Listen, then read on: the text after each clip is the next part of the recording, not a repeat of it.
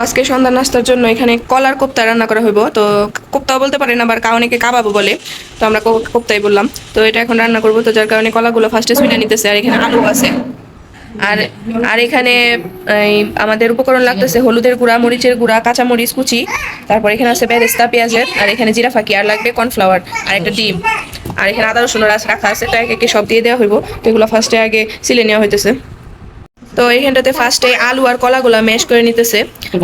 এটা একবারে ভালো করে ভালো করে মিশাই নিতে হইব। আর আমি কথা বলতে আমার একটু সমস্যা হইতেছে, কারণ আমি একটু অসুস্থ, যার কারণে হালকা বাইজে যেতেছে। তো এটা এখন মাখাই নেক, তারপরে আবার দেখাইতেছি কিভাবে কি করে। যাতে দেখেন আমার আম্মু আর আমার মামি দুজনে মিলে ম্যাশ করে নিছে ভালো মতো, যাতে কোনো দানা পাকানো না থাকে। তো ফার্স্টেই দিয়ে দিল এখানে কাঁচামরিচ আর পেঁয়াজের বেরেস্তা, কাঁচামরিচ কুচি যেটা সেটা। আর একে একে এখানে দিয়ে দিতেছে এখন মরিচের গুঁড়া, হলুদের গুঁড়া আন্দাজ মতো দিয়ে দিতেছে, আর জিরার ফাঁকি। কাবাব মশলাটা নাই, কাবাব মশলা ঘরে আনা নাই, যার কারণে দেওয়া হইলো না। কাবাব মশলাটা দিলে আর কি একটা এক্সট্রা একটা ফ্লেভার আসতো। তারপরে এর মধ্যে এখন অ্যাড করে দিতেছে আদা রসুন বাটা, আমরা যেটা একসাথে বেটে রাখি আদা রসুন একসাথে। আর হালকা এখানে কর্নফ্লাওয়ার ইউজ করা হইব, তো এই যে যাতে ক্রিস্পিনেসটা আসার জন্য আর কি এখানে কর্নফ্লাওয়ারটা ইউজ করবো। তো এই যে কর্নফ্লাওয়ারটা দিয়ে দেওয়া হইলো। আর এখন এর মধ্যে অ্যাড করে দিবে একটা ডিম, বেশি না, একটা দিলেই হবে। এটা এখন ভালো মতো লবণ দিবে না,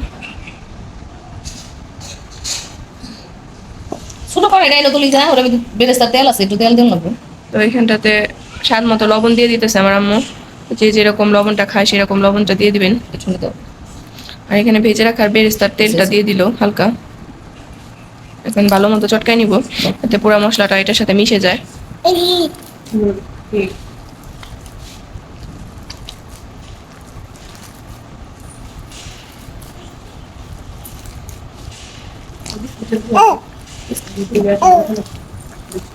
কলা দেওয়ার কারণে পিছলি কেমন যেন একটা পিছলা পিছলা ভাব আসতেছে।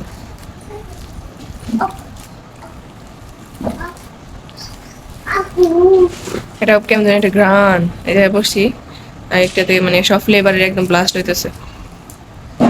তো এটা মা খাই নেক, তারপরে আবার দেখাইতেছে।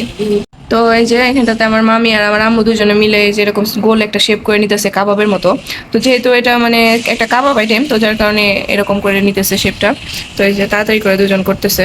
তো এটা করার পর তারপরে ভাজবো।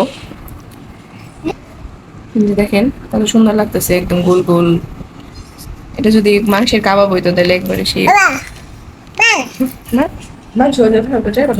এটাতে কাবাব গুলো একে একে করে ভেজে নেওয়া হইতেছে। আর যেহেতু আমাদের সরিষার তেল, তাই ফার্স্টে একটু এরকম ফুকনা গুলো উঠে, তারপর আস্তে আস্তে ঠিক হয়ে যায়। তো যে আমার আম্মা একে একে করে সবগুলো দিয়ে দিতেছে, আর দিও না। তো দেখেন আমার আম্মুর হাতের বানানো গরম গরম কলার কোপ্তা রেডি হয়ে গেছে। দেখেন কত সুন্দর আসছে শেপগুলা, সেম একদম ইসের মতো, জালি কাবাবের মতো আসছে। যে এখানেও ভেজে নেওয়া হইতেছে আরো কতগুলো আছে।